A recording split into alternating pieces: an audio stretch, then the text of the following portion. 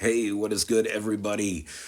Welcome to the show. Today, it's a very serious show, and I'm not really doing this for the content here. It's just because I want to get this out there.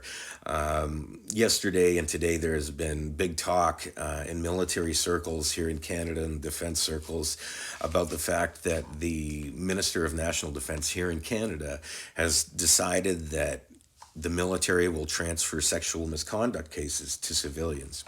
Now, this opens up a whole can of worms, and what's at the root of the problem is corruption. Basically, is people covering these up.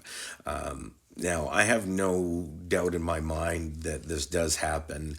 I myself have witnessed cover ups and done my utmost to fight them, but we'll talk about those later on. But I will tell you that as an investigator for the military police, I have handled, hundreds of sexual assault cases. No word of a lie. I can remember in one day I had over 20 sexual assault investigations, and that was just out of one file. So it does happen. There is absolutely no denying it that it is a plague within the defense community here in Canada, and my guess would be elsewhere as well. And now sexual assaults go both ways. This isn't just women that are victims. There are plenty of men that come forward in the military as victims of sexual assaults. And sexual assaults are perpetrated by both men and women. All right. So this isn't a sex issue. This isn't about genitals. This is about human behavior and power and ultimately corruption. So what I wanted to talk about first, we spoke a bit about my experiences. I was a member of the military police, and towards the latter portion of my career, I worked in major crimes in the military police, and it's an entire unit of itself. They're called the Canadian Forces National Investigation Service, and they actually exist with like outside of the chain of command of the military. And it's for the exact reason that we're seeing right now is the issue of corruption within the military rank structure. And, that a lot of times this stuff is swept under the rug to protect the accused as opposed to looking after the needs of the victims. So the CFNIS came about as a result of what happened in Somalia, basically, some issues with our peacekeeping mission in the former Yugoslavia, as well as, lessons learned from the number of sexual assault cases that came forward in the 90s. I mean, this is like a 30-year-old, even longer issue. And, unfortunately, we're still dealing with it today. So you can see that going back, almost 30 years now, that the military recognized that there were issues of corruption within its ranks, and it was related to sexual misconduct. Now, I've seen evidence of this. I have experienced it firsthand in my time as a member of the military police, specifically as a member of the Canadian Forces National Investigation Service. Now, there are a number of problems, I should say, that affect the Canadian military justice system and how that justice system, or how I should say that the military community is policed. I think that the civilian world doesn't quite understand how it all works because it is very confusing. And not only do military police conduct investigations within the military, but regular soldiers do as well. Sometimes, unit behavioral issues are addressed at the unit level. Something like sexual misconduct should never be dealt with at a unit level. I get that. It should always go to the military police.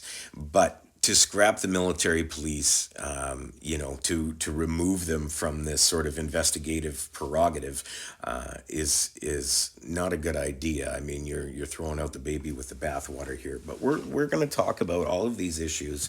We'll talk about unit investigations. We'll talk about military police investigations. We'll talk about the military justice system, and then I'll try to sort of illustrate all of those points through firsthand examples that I can give to you. So, one of the biggest issues in policing the military is the uniqueness of its environment. Not only are we spread out across Canada, but we're spread out internationally. We exist in many different countries right now, and have been like that for a very long time. So you need a special police agency that can police under those circumstances. It can police, let's say, in a war zone. Okay, civilian police aren't able to do that. Okay, so the military requires its own police service, and for that being a big reason why.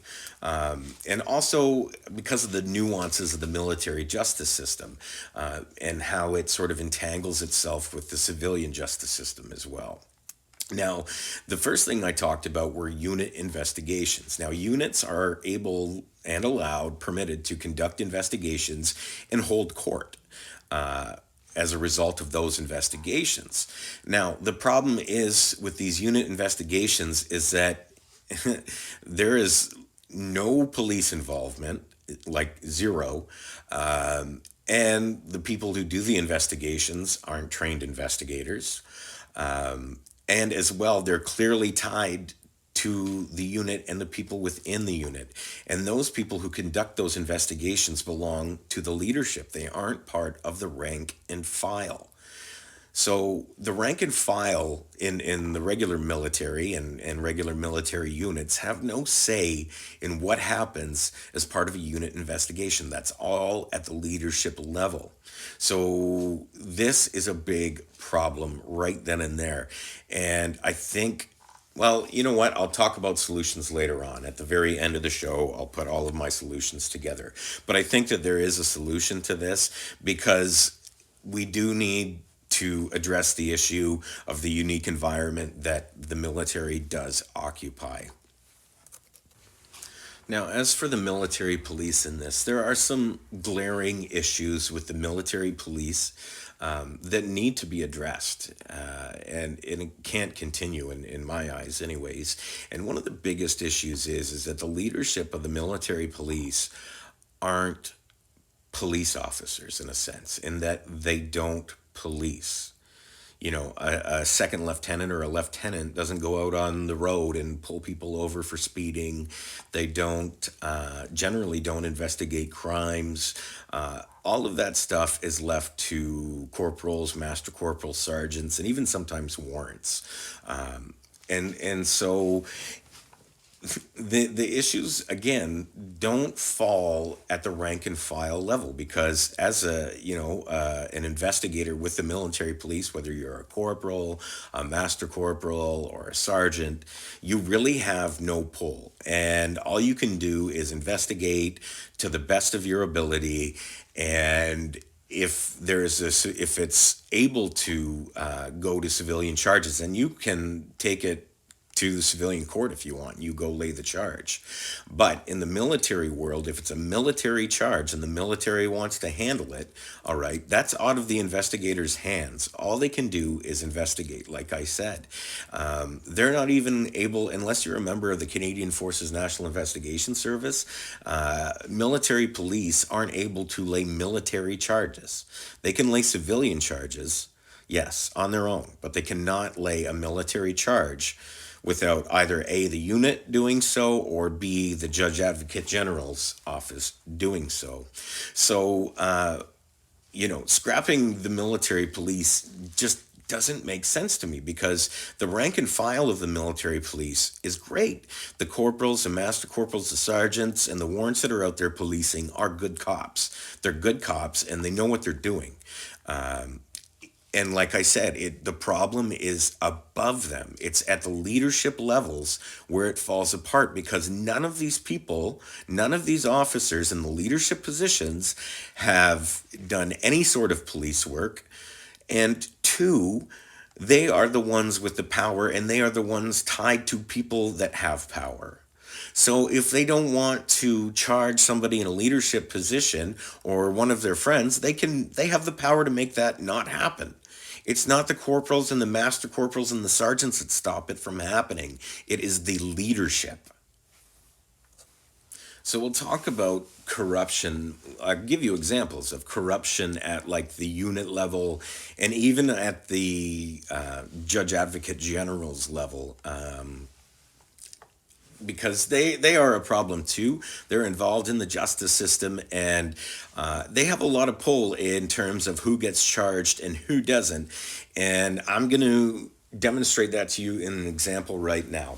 So, for the latter portion of my career, I worked with the Canadian Forces National Investigation Service. So, we're tasked to investigate all the serious incidents that happen within the Canadian Armed Forces, and as well, we investigate all the senior leadership, and we have the ability to sort of lay charges through the judge advocate general based on the findings of our investigations. All right. So I had a file that was handed my way about 6 months after the incident actually occurred. Now, what happened was, and like I said at the beginning, I can't go into specifics, but a young soldier lost a portion of his arm, actually, half his arm basically, from the elbow down, essentially, as a result of a training accident. Now, through my investigation, that's witness statements, that's policy, procedure, going out to the scene where it happened, all kinds of things. I determined that I had reasonable grounds to believe that the majority of the leadership within this unit was negligent and had acted negligently, and that's what contributed to the loss of this young soldier's arm, basically, the portion of his arm. Now, I dotted all my I's, I crossed all my T's, and I laid the charges on this unit. Now, the problem is that I'm charging a colonel and I'm charging an RSM. So these are the commissioned people and the non-commissioned people in charge of that unit. And I charged, a number of other officers and senior NCOs and NCMs.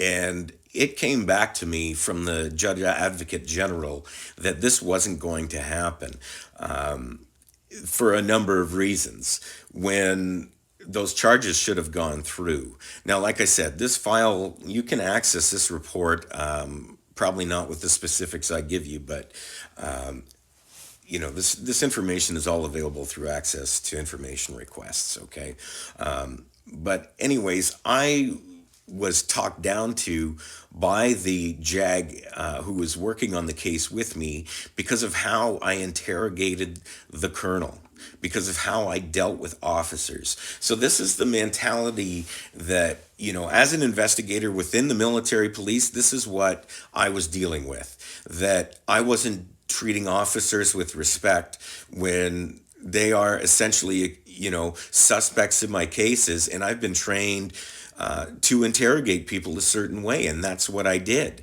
But the Judge Advocate General didn't like that, and they didn't like the fact that I had charged all this senior staff, so they pulled all those charges.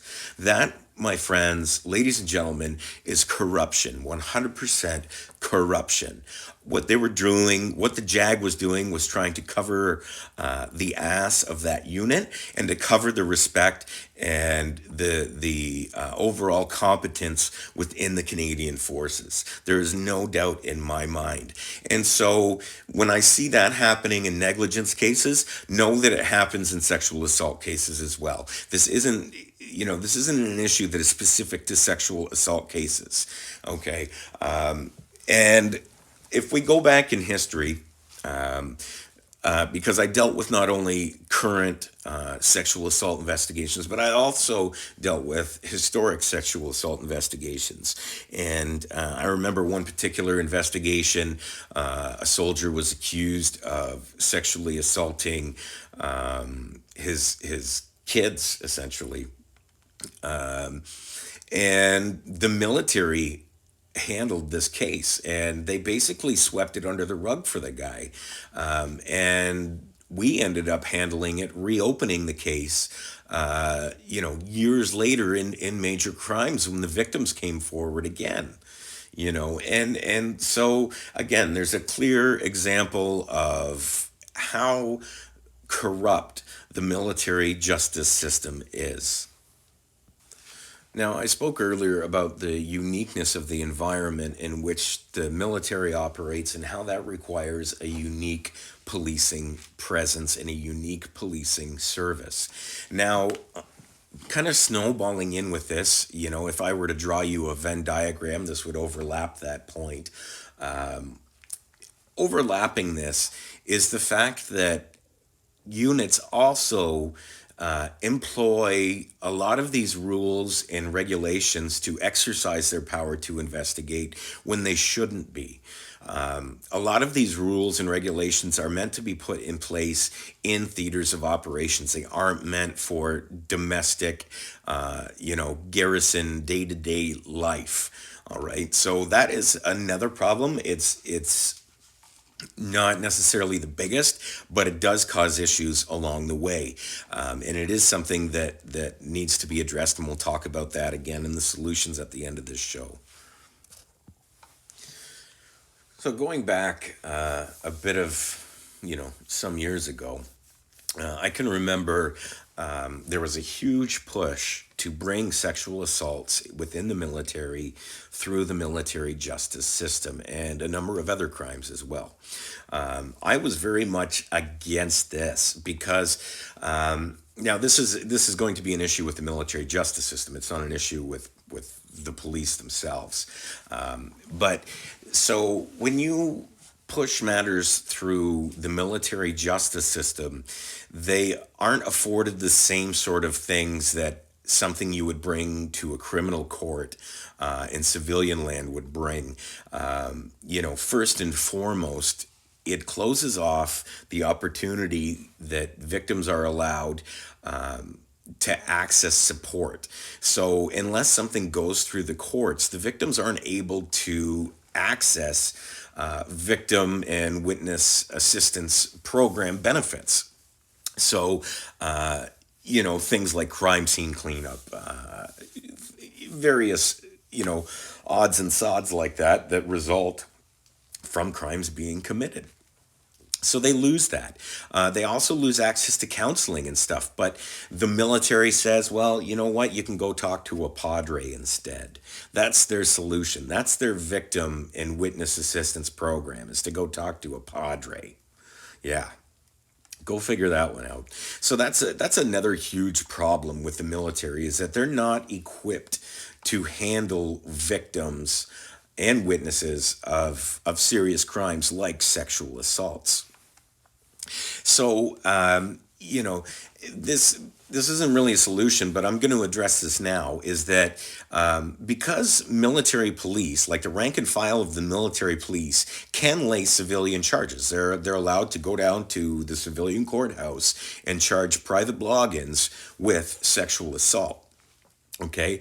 And I think that that's where things need to go. It doesn't need to be turned over to a civilian agency. It's that the military police need to work more with the civilian criminal court system, because it is well equipped to deal with these sort of things. Not only that, but if you're charged as a member of the military, and this goes through unit,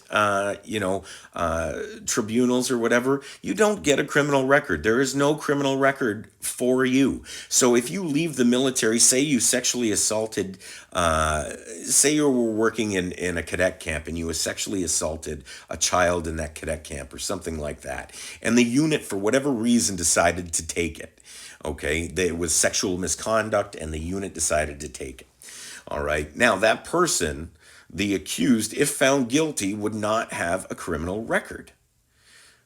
Crazy. They will have to submit to a DNA database, I believe, if I remember correctly, but they still don't have a criminal record. So it's kind of interesting. Okay? But yet another problem with the archaic military justice system. Now, the last point I wanted to bring up within the military justice system is how it treats the accused. Now, I'm sure that nobody listening to this is really going to stand up and clap and cheer when I speak about this, but hopefully, with the example I draw at the end and give to you, that you could see how this also needs to change. So the military and the justice system are able to sort of skirt the Charter of Rights and Freedoms. And again, this is kind of resulting from the fact that we operate in that unique environment, and that, you may be dealing with a criminal matter in the middle of a combat zone, okay? Where where the Charter of Rights and Freedoms simply cannot be afforded to somebody. And so what happens is that when the military justice system fails, when it breaches somebody's charter rights in garrison, so domestically, it falls back on these policies and procedures that it has and its laws, to skirt these inadequacies of the system. And so now all these inadequacies, have festered within the system, and that's what we're seeing now today. And I'll give you an example of this and how it affects how accused persons within the military justice system are treated. So I dealt with a gang sexual assault complaint. Victim came forward the morning after, did the sexual assault evidence collection kit at the hospital, all of this kind of stuff. Identified, a number of parties who were involved in this alleged gang rape. So there was also a complaint of administration of a noxious substance, meaning that the victim believed that they had been drugged prior to the alleged sexual assault happening. Now, we conducted our investigation based on the information provided, and we happened to arrest all of the people who were identified by the victim as being the perpetrators of this alleged sexual assault. Now, because of the severity of the offense and the circumstances of which we had been provided by the victim, and that evidence thus far had been, leading us, we had to go to bail. And there is a bail system in the military justice system. They do have bail hearings. Now, in the civilian world, you have like 24 hours to be seen by a judge, either in person or in video, okay? This is why we hold wash courts, which is weekend and statutory holiday courts, because you need to be seen, post haste, to have a case brought forward prima facie why you should be retained into custody or you should be released.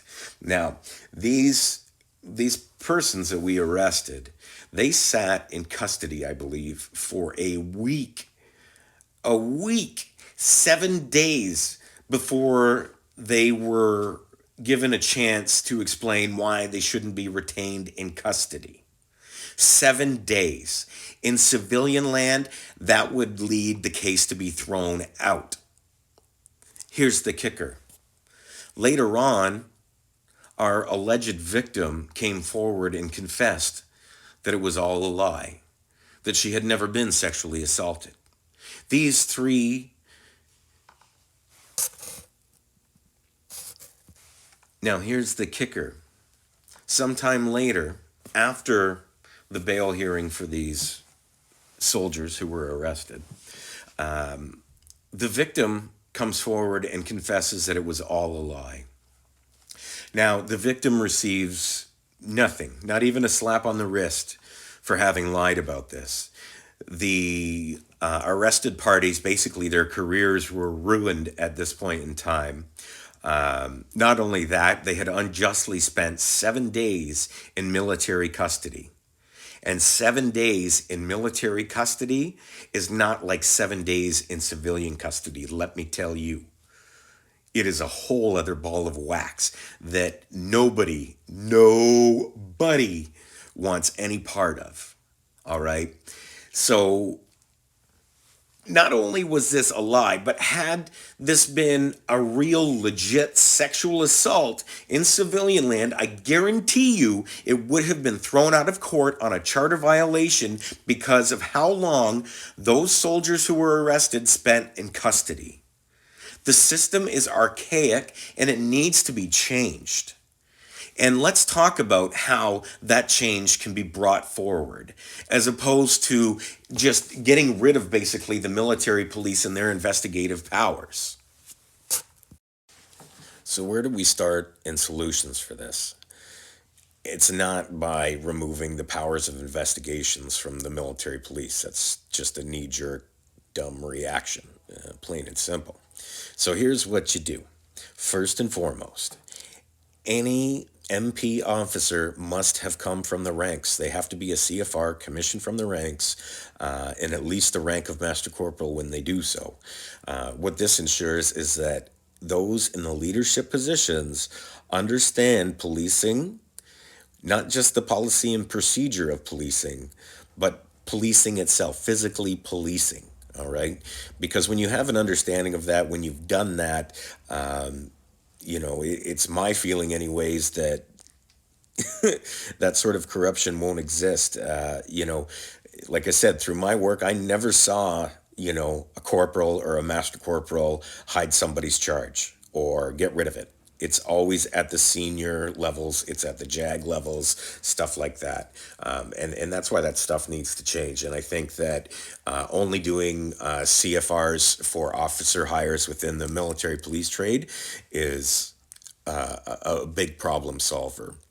The other thing is that the military police, not just the CFNIS, should exist outside of the military's chain of command. I believe that they should report directly not to the Chief of Defense Staff, but to the Minister of National Defense. So they aren't part of that chain of command. They are still part of the military, but they are not responsible and don't have to deal with the pressures of chain of command on them. Now, the other thing is, and this isn't so much, the responsibility of the military police, but anytime there is training being conducted, anytime something like that happens, members should be reminded that the military police are available to them no matter what, extemporaneous from their chain of command. Because what happens a lot of times is in crimes that occur in the military is that victims go to their chain of command as opposed to going to the military police. And that's where a lot of this starts off. And the chain of command, then knowing about it, may not go to the military police. They'll think, hey, we can handle this on our own, and they'll try it, and they'll inevitably fuck it up. And again, that's not the rank and file that do it. It's the senior leadership that is doing this. It's officers that are doing this. And I digress. So everybody should be made aware and reminded that the military police are available to them when they need, just like civilian police are. Because, like I said, all too often I hear from people, well, I told my chain of command about it and they didn't do anything and the MPs weren't available. Well, we are available. It's just nobody told us. That's the problem. We can only respond to what we know about. Now, my next idea here is maybe a little pie in the sky. But, I talked about how archaic the criminal justice system is within the military. And that it needs change. Well, not only is the military responsible for making this change, but the Supreme Court of Canada needs to be as well, because there have been soldiers that have challenged the laws and the legitimacy of what's gone on during the course of an investigation against them.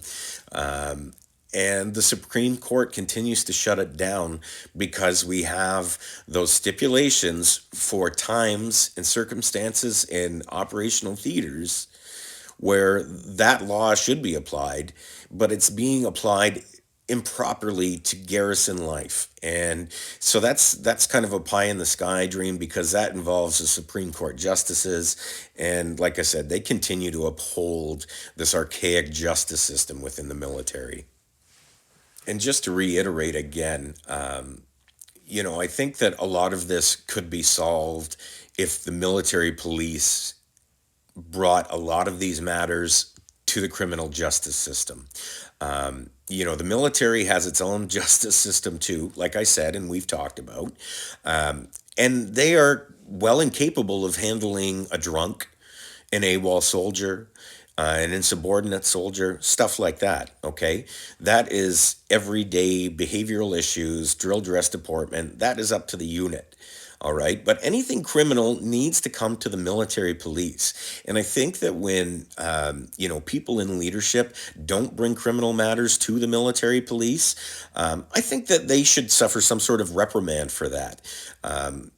Because there needs to be an example set that if you are aware of a criminal act and you don't report it to the proper authorities, which would be the military police, or in some circumstances the civilian police, then you should be held accountable for that as well. Any sort of cover-up like that, you should be held accountable for. So, as I wind down here, this idea of taking away the military's ability to investigate sexual assaults is ludicrous. If you take away that ability, then what is their competency in other investigations? Are they even competent to conduct investigations? Should we just bring in civilian police for all of the military? Ludicrous. Just ludicrous. I've laid out some very realistic solutions here. I hope somebody out there who has, half a brain and is involved in the administration of the military police or the justice system hears this. Change needs to happen because the corruption is there. I've witnessed it. I've witnessed the cover-ups. It's there and it needs to end. And there are a number of different branches of this tree that need to be pruned and trimmed. It's time, people. This whole theory that if we're going to do it wrong, let's do it long, isn't good. Let's make some change happen, people. Anyways, that's me. That's my 2 cents, my experiences anyways. For those of you who don't understand how the military police or how the military justice system works, or for those of you who don't believe that corruption and cover-ups exist and happen there, this is for you. So anyways, I want you all to take care, stay up, stay strong, and remember to look out for each other, people, because we are all we got. Peace. Yo, this one's going out there to all my homies, my natives, my brothers, my family that's supporting me. Those that are overseas, those that are on lockdown, and those that are free. Gordo. We still living when the loving is gone. Kill, kill was a government song. Sing along, it's just my brothers in arms. Gotta stick together, now more than